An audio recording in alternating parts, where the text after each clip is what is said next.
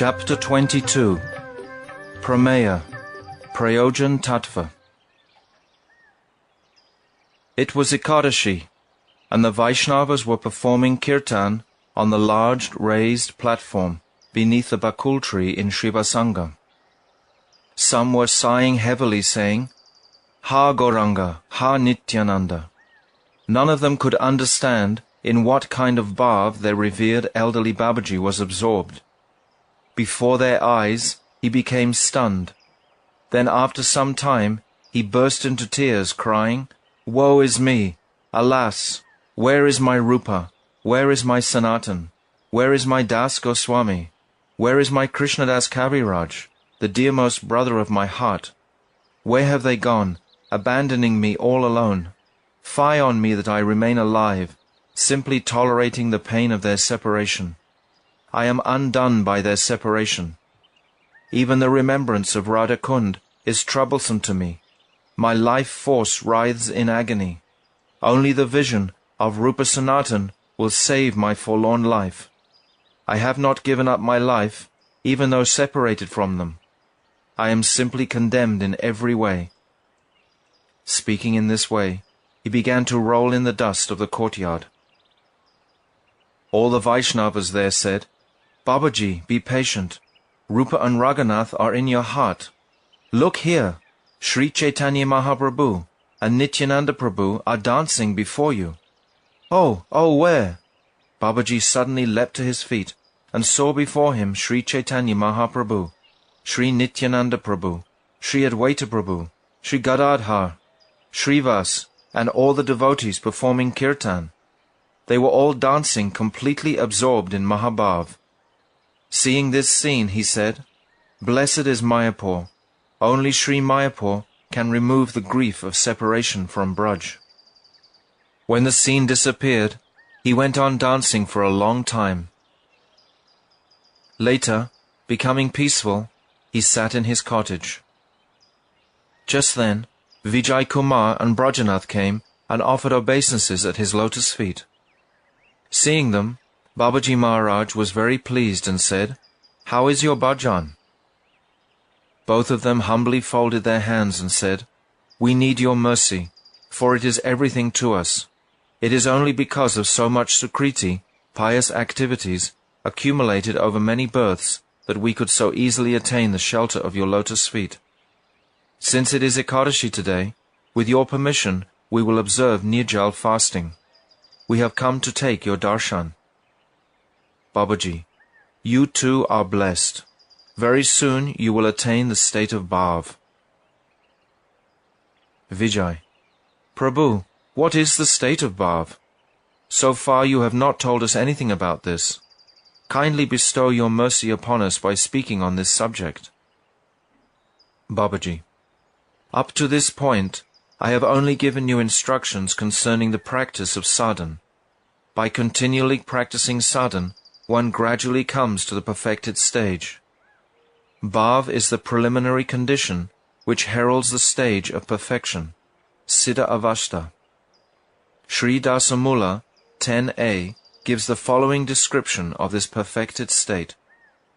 Svarupavashtane madura, rasabhavo daya iha, braje radha krishna svajana, janabhavan hridi vahan, paranande pritim jagad, atula sampat sukamaho, vilasakye tatve parama, paricharyam salabate." In the mature stage of sadhan bhakti, when the jiva becomes situated in his swarup, then by the influence of the Hladini potency, the state of bhav in Madhurya Ras arises within him. In other words, the mood to follow in the footsteps of the dearmost associates of Sri Sri Radha Krishna in Braj arises in his heart. Gradually he obtains happiness and prosperity that is unsurpassed in this world, in the form of the supreme service of Paramananda Tattva, which is known as Vilas. There is no greater gain than this for the jiva. This shloka describes Prayojana Tattva, the stage of prem. The first stage of prem is bhav. Prabhu ka ko jiva katam, idamachid vishvam itiva. Vichari aitan artan hari, bhajana krich chastra chatura. Abed arsham dharman sakalam, aparadam pariharan. Harer naman andam pibati, haridasho harijanai. Dasamula 10b. Who is Krishna? Who am I, the Jiva? What is this temporary material Achit world, and the eternal spiritual Chit world? He who is exclusively devoted to the bhajan of Sri Hari and has made an intelligent analysis of the Vaishnava Shastras under the guidance of Shuddha Bhaktas, who has abandoned all offences and attachment to dharma and adharma, and who can consider and dispose of all questions, that servant of Sri Hari drinks the sublime beverage of Sri Hari Nam in the company of other Harijans. This Dasamula is a compilation of unparalleled beauty, in which all of Sriman Mahaprabhu's instructions have been expressed concisely. Vijay. I would like to hear the exalted position of Dasamula in brief. Babaji. Then listen. Samsevya dasha mulang vai, hitva vidyang ayang jana, bhava pushtim tata tushtim, labate sadhu sangataha. Dasamula Mahatmya. When the Jiva studies and carefully follows this Dasamula, he throws far away material disease in the form of ignorance. Thereafter, through the association of sadhus, he obtains the nourishment of bhav and becomes fully satisfied. Vijay. Prabhu, may all of us wear the necklace of this incomparable Dasamula about our necks. We will recite this Dasamula every day and offer respectful obeisances unto Sriman Mahaprabhu. Now kindly elaborate on the subject of bhav, bhav tattva. Babaji. The characteristic feature of bhav is that it is situated in unalloyed goodness, Shuddha Sattva Vishesh Rup Tattva. It can be compared to a tiny ray of the Prem sun.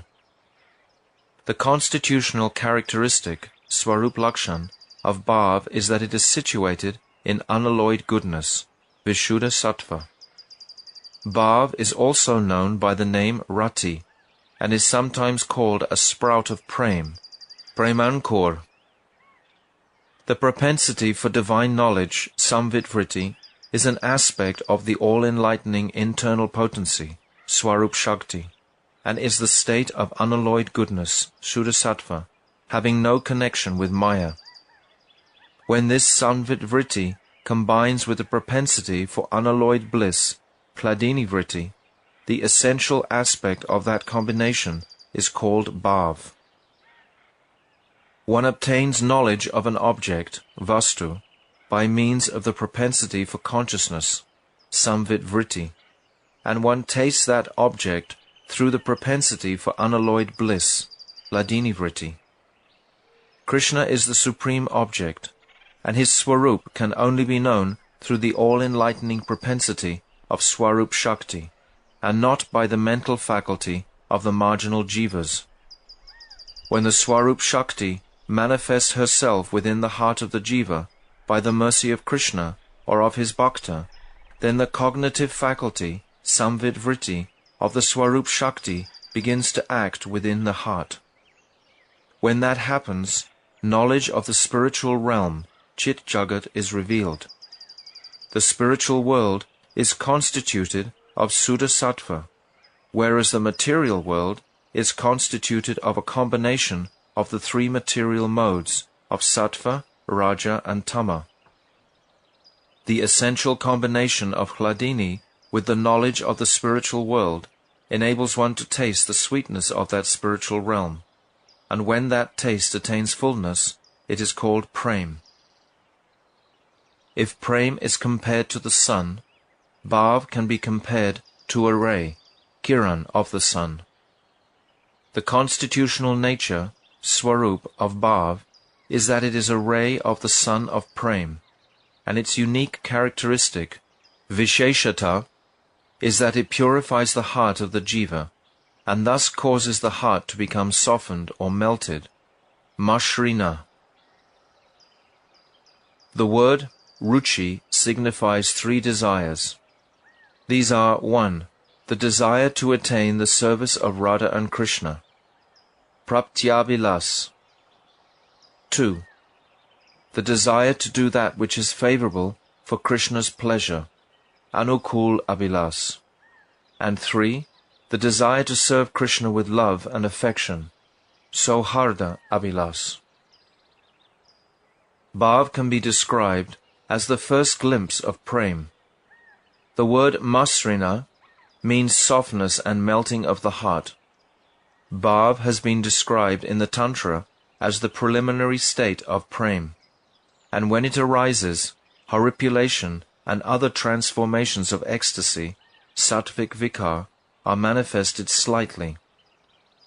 However, the state of Bhav is self-established, swata siddha, in the Nitya Siddha Bhaktas, which means that Suddhasattva is eternally present in them, so there is no question of it becoming manifest in them. In the Baddha Jiva, this state of Bhav first manifests in the mental faculties, manovritti, and then becomes identified, swarupata, with them. Therefore, although Bhav is self-manifest, svayam prakash, it appears that it did not exist previously, and that its manifestation was brought about by something else, prakasya. The natural function of Bhav is to reveal the intrinsic identity, swarup, of Krishna and his sweet pastimes. Bhav manifests in the mental faculties, manovritti, yet it appears to have been manifested by some other faculty of knowledge. In reality, the nature, swarup, of rati is self-tasting, swayam asvadana swarup. In other words, it is itself the object of taste and enjoyment for the bhakta, and yet at the same time it becomes the cause of the Baddha Jiva relishing Krishna and his lila. Rajanath. How many types of Bhav are there? Babaji. There are 2 types of Bhav arising from 2 different causes. The first is Bhav that has arisen as a result of ardent spiritual practice, sadhan abhinivesh jabhav. And the second is Bhav that has arisen due to Krishna's mercy, or the mercy of Krishna's bhakta, prasad jabhav. Bhav that arises from the practice of sadhan is the most commonly observed. Bhav arising from special mercy is very rare. Brajanath. What is Bhav arising from practice, sadhan abhinivesh jabhav? Babaji. There are 2 kinds of Bhav arising from practice, one on the Vaidhi Marg and the other on the Raganuga Marg. Ruchi appears first, before Bhav, and it is followed by attachment, ashakti, to Krishna, and finally rati. I consider Bhav and rati to be the same, because this is the opinion of the Puranas and the Shastras concerning the performance of the dramatic arts, Natya Shastras. In the case of Bhav arising from Vaidhi sadhan, Shraddha comes first, and then gives rise to Nishta, which in turn develops into Ruchi. However, in the case of Bhav arising from Raganuga sadhan, Ruchi is produced immediately. Brajanath. What is Bhav arising from the mercy of Krishna, or his bhakta, prasad jabhav? Babaji. Bhav arising from the mercy of Krishna, or his bhakta, prasad jabhav, is Bhav that occurs spontaneously, without the performance of any kind of sadhan. Babaji. Krishna's mercy is bestowed in 3 ways. 1. By words, vachik. 2. By granting vision, alok dan. And 3. By grace manifest in the heart, harda. Suppose that Krishna bestows his mercy upon some Brahmana by saying, O best of the twice-born, may supremely auspicious, blissful, and uninterrupted bhakti arise within you. Simply by such words, Vachik Prasad Jabhav arises within the heart. The rishis residing in the forest had never previously seen Krishna, but when they attained his darshan, bhav arose within their hearts. Such is the power of Krishna's mercy. This is an example of bhav arising due to Krishna's granting his vision, alok dan. Bhav that arises within the heart due to mercy is called harda bhav, and this is observed in the life history of Shukadev Goswami and other bhaktas. When Sri Krishna descended as Sri Chaitanya Mahaprabhu, there were many instances of these three kinds of bhav arising from his mercy. One cannot count the number of people who were filled with bhav when they saw Sriman Mahaprabhu. Jagai and Madai are examples of those who obtained bhav because of the Lord's words, and Jiva Goswami obtained bhav from within his heart, harda bhav, by Sri Gauranga's mercy. Brajanath. What is bhav arising from the mercy of a bhakta? Babaji. Dhruva and Prahlad obtained bhav for Bhagavan by Narada Muni's mercy, and bhav bhakti arose in the hearts of innumerable people by the mercy of Sri Rupa, Sanatan, and other associates, Parsad of Krishna. Vijay. What are the symptoms of the appearance of bhav? Babaji. The following characteristics begin to manifest in the sadhak when bhav appears. 1. Kshanti, tolerance. 2. Avyarta kalatva, concern that time should not be wasted. 3. Virakti, detachment. 4. Manasunyata, freedom from pride. 5. Ashabandha, bound by hope. 6. Utkanta, deep longing. 7. Namagane Sada Ruchi, taste to always chant Sri Hari Nam. 8. Ashaktis Tat Gunakyane, attraction for hearing about Sri Hari's transcendental qualities. And 9. Tadvasiti Stale Pariti, affection for the places of Krishna's pastimes. Vijay. What is Kshanti, tolerance? Babaji.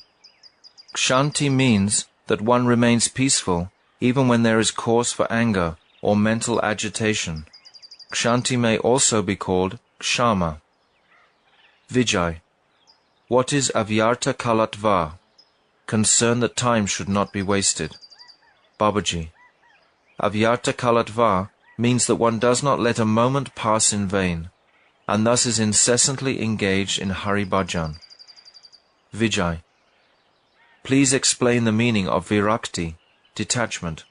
Babaji. Virakti is disinterest in sense gratification. Vijay. Can those who have taken Vesh, renounced order, Sannyas Vesh or Babaji Vesh, assert that they are detached? Babaji. Vesh is a matter of social etiquette. When bhav appears within the heart, taste for the spiritual world becomes very strong, and taste for the material world gradually diminishes. Finally, when bhav fully manifests, taste for the mundane world becomes practically nil, sunya praya. This is called detachment, virakti. A detached Vaishnava is one who has attained virakti, and then takes Vaishnava Vesh to diminish his necessities. However, the Shastras do not sanction taking Vesh prior to the appearance of bhav. That is not real Vesh at all. Sriman Mahaprabhu taught this lesson to the whole world when he punished Chota Haridas. Vijay. What is Manasunyata, freedom from pride? Babaji. Pride, abhiman, arises when one identifies with one's wealth, strength, beauty, high position, high caste, good family, lineage, etc. Manasunyata means being free from pride in spite of possessing such material qualification. Padma Purana gives an excellent example of Manasunyata. There was a wise emperor who ruled all other prominent kings. However, when by good fortune Krishna Bhakti arose within his heart, he gave up his opulence and his pride in being the emperor, and maintained his life by begging in the cities of his enemies. He offered respects to all, regardless of whether they were brahmanas or enemies. Vijay. What is Ashabandha? The bondage of hope. Babaji. Ashabandha means to engage the mind in bhajan, bound by the unswerving faith that Krishna will certainly bestow his mercy upon me. Vijay. What is Utkanta? Deep longing. Babaji. Utkanta is extreme greed to obtain one's heart's desire. Vijay. What is Nam Kirtan Ruchi? Taste for chanting Sri Hari Nam. Babaji. Ruchi in Nam Kirtan means incessant engagement in Hari Nam, with the faith, Vishvasa, that Sri Nam Bhajan is the highest of all the many types of bhajan. Ruchi for Nam Kirtan is the key to attaining supreme auspiciousness. Another day I will explain the truth regarding Sri Hari Nam. Vijay. What is Ashaktis Tad Gunakyane? Attachment to the descriptions of the transcendental qualities of Krishna. Babaji. It is said in Sri Krishna Karinamrita, Madhuryad api madhuram, man matata tasya kim api kaisharam, chapalyad api chapalam, cheto bata harati hanta kim kurmaha. Sri Krishna, as the transcendental Cupid, Manmata, is sweeter than the most sweet, and his adolescence is more restless than the most restless thing. The qualities of that transcendental Cupid, which defy description, are stealing my mind.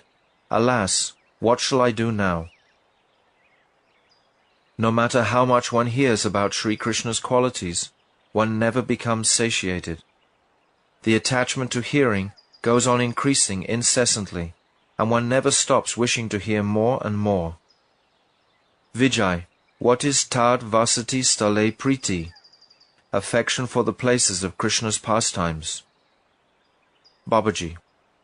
When a bhakta performs parikram of Sri Navadvip Dham, he inquires as follows, O residents of the Dham, where is the birthplace of the dearmost master of our life? In which direction would Mahaprabhu's kirtan party pass? Please tell me where our master used to perform his forenoon pastimes with the Gopas.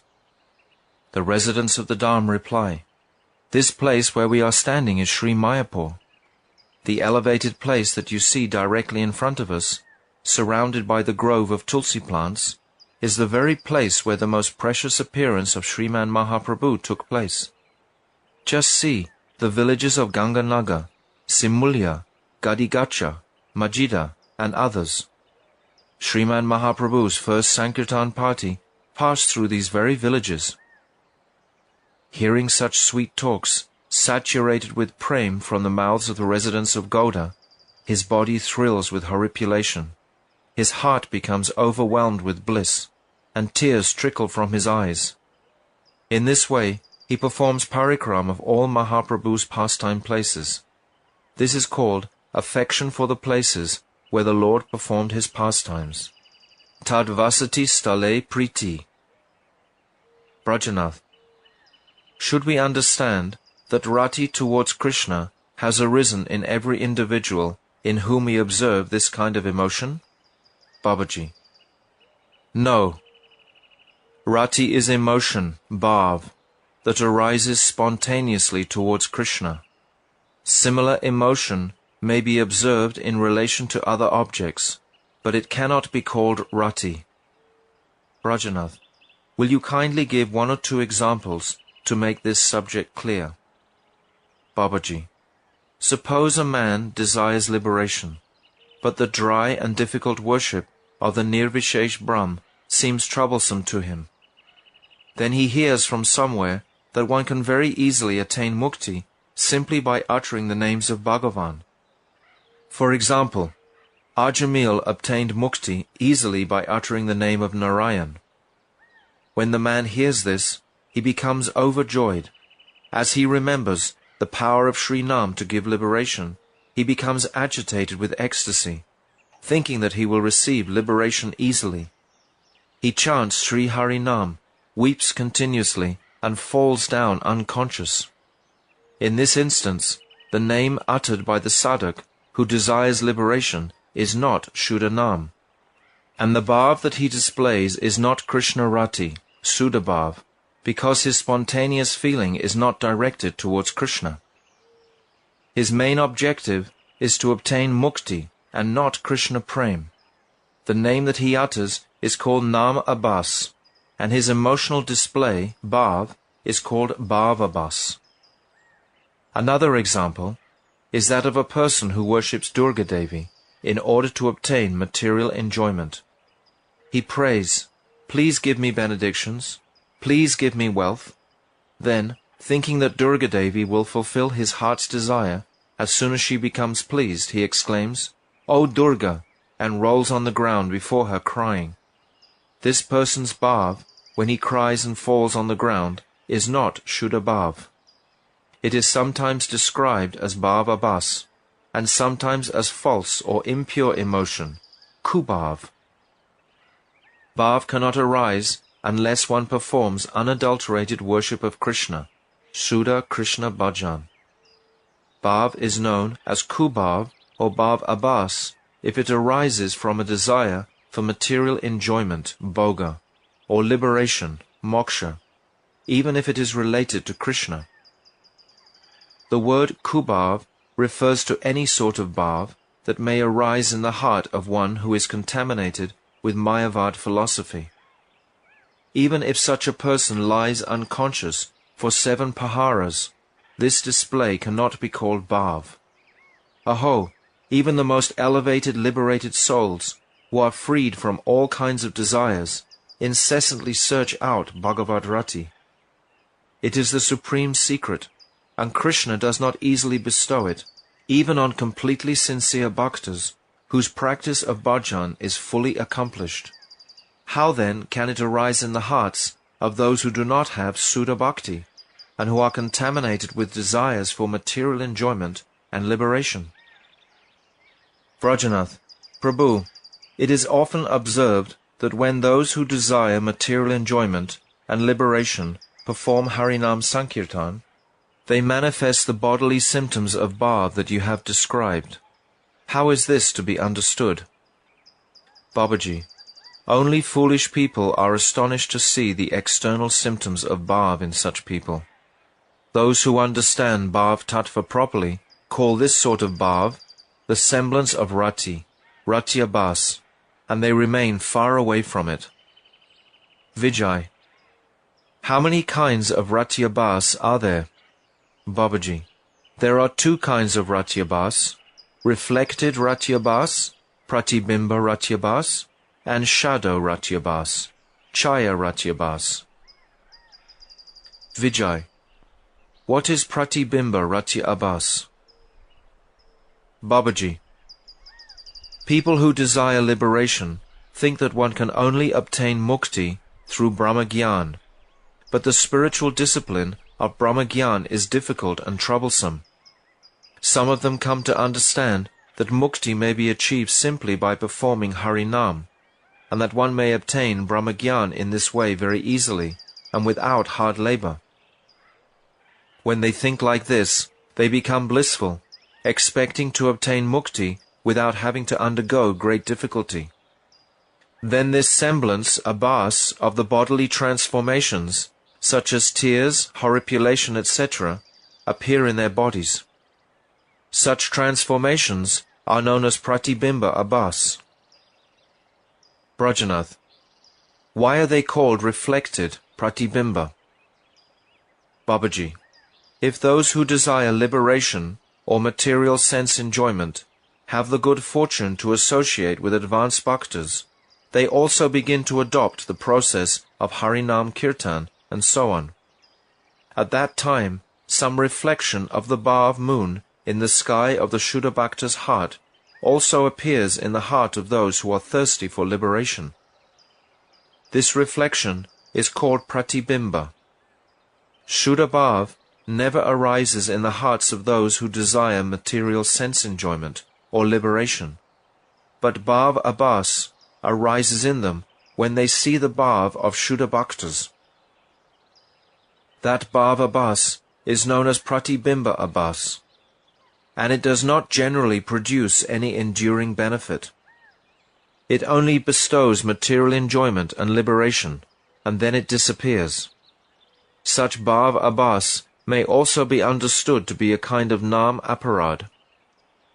Brajanath, please explain the nature of chaya bhav abhas. Babaji, when a Kanishta Bhakta, who is unacquainted with knowledge of the self, Atma Tattva, associates with activities, time, places and bhaktas that are dear to Hari, a shadow, chaya of Rati may appear. Compared to Rati itself, this shadow is insignificant by nature and unsteady, but it creates curiosity as to the Rati that the Shuddha Bhaktas experience, and it destroys sorrows. This is called chaya ratyabhas. The bhakti of these bhaktas may be pure up to a certain limit, but it is not resolute, and that is why it gives rise to ratyabhas. In any case, such chaya bhav abhas only arises through the influence of many pious activities. By the association of Vaishnavas, satsanga, chaya bhav abhas becomes pure and subsequently gives rise to Shuddha bhav. Nonetheless, one should bear in mind that, no matter how developed this bhav abhas may be, it gradually wanes like the moon in the dark half of a lunar month, if one commits some offense towards a pure Vaishnava. What to speak of bhav abhas, even Shuddha bhav will gradually vanish if one commits offenses towards Krishna's bhaktas. If one repeatedly associates with those who desire liberation, his bhav will also become bhav abhas, or he may fall victim to the pride of thinking himself to be Ishvara. This is why it is sometimes seen that when new bhaktas are dancing, they develop the desire for liberation. These new bhaktas do not think carefully and consider their situation, and so they associate with those who seek liberation, which results in disturbances. New bhaktas should therefore carefully avoid the association of people who aspire for liberation. Occasionally the state of bhav is seen to arise in someone suddenly and without apparent cause. The explanation for this is that he practiced sadhana extensively in his previous birth. But that practice could not bear fruit until now because of various kinds of hindrances or impediments. However, Shuddha bhav suddenly arose in his heart when those obstacles were removed. Sometimes an excellent state of bhav like this may also arise suddenly because of Krishna's causeless mercy. This kind of bhav is known as Sri Krishna Prasad Jabhav. One should not criticize a person in whom true bhav has manifested, even though one may observe some slight fault in his behavior. For once bhav has arisen, the sadhak becomes completely successful in all his endeavors. Under such circumstances, it is not possible for him to behave sinfully. But if any sinful behavior is sometimes observed, it should be understood in one of two ways. The Mahapurush Bhakta may have performed some sinful activity by force of circumstances, but he cannot possibly remain in that condition permanently. Alternatively, some semblance of sin, pap abhas, from his previous life has not been completely destroyed, and is still present even after bhav has arisen in him, although it will be destroyed very soon. One should think like this, and not pay any attention to the commonplace faults that may be seen in bhaktas, for it is nam aparad to do so. The Nrsimha Purana forbids us to absorb our attention in such faults. Bhagavati cha haravananya cheta, brisha malinopi virajate manushyaha, nahi shasha kalusha, chavahi kadarchit, timira paro, Bhavatam upaiti chandraha. Just as the moon is never obscured by darkness, even though covered with black spots, similarly, a person exclusively devoted to Sri Hari remains glorious, though by appearance he may be wicked and depraved. It should not be concluded from this instruction that a bhakta repeatedly engages in sinful activities. Once a bhakta has developed nishtha in bhakti, he will have no inclination to sin further. However, as long as the material body exists, there is a chance that sinful activity will occur unexpectedly. If a bhakta is exclusively devoted, the influence of his bhajan immediately burns to ashes all kinds of sins. Just as a blazing fire easily consumes a small heap of cotton, and he becomes cautious not to become victimized by any sinful activity again. All kinds of sinful actions are dissipated at the stage of steady, uninterrupted Ananya Bhakti, so it may be clearly understood that those who repeatedly engage in sinful activities have not yet developed this type of bhakti. To engage repeatedly and knowingly in sinful activity while practicing bhakti yoga is nam aparad, which uproots bhakti completely and casts it aside. Bhaktas therefore keep themselves distant from such offences. Rati is by nature restless, ashanti, warm, vigorous, and blissful, because it is perpetually full of increasing spiritual longing, abhilas. Although it produces warmth in the form of sanchari bhav, it is more cooling than millions of moons, and it tastes as sweet as nectar. When Brajanath and Vijay Kumar heard this explanation of Bhav Tattva, they were wonderstruck, and sat silently for a while, absorbed in thoughts of Bhav. After some time they said, Prabhu, the powerful rain of your nectarian instructions has created a flood of prema in our scorched hearts. Now what should we do? Where should we go? We cannot understand anything. It is very difficult for us to attain Bhav because our hearts are bereft of humility. We are full of pride because of our Brahmana birth, and the only thing that can save us is your abundant love and mercy. If you bestow a drop of prema on us, we shall certainly achieve our objective. Our only hope is that we have been able to establish a spiritual relationship with you. We are extremely poor, wretched and destitute, and you are Krishna's dear associate and supremely merciful. Please be merciful to us and instruct us as to our duty. Vijay Kumar took advantage of the opportunity and said, At this very moment, Prabhu, the desire is arising in me to renounce householder life and obtain residence as a servant of your lotus feet. Brajanath is just a boy, and his mother wants him to become a grihasta, but he does not desire to do so. Please give your instruction as to what he should do in this connection.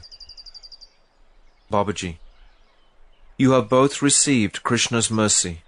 You should serve Krishna by transforming your household into Krishna's household.